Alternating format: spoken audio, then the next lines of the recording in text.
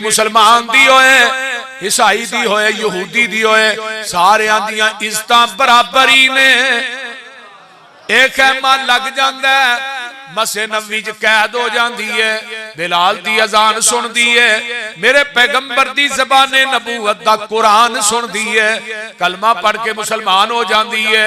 आंदी है महबूब जी मेरे भाई ने जंगल च तुहाडे कोलों छुप के उन्हें डेरे लाए ने, ते मैनू उत्थे पहुंचाओ ना, मैं अपने भाई अदी नूं आखां किथे लुकदा फिरना है।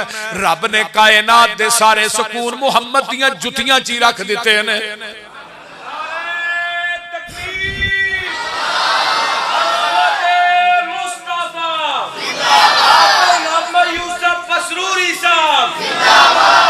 जग्गा दे पीर रब दे हबीब फरमाया सफाहा उधरों को काफला आएगा ना ओदे नाल तेनू भेज देंगे।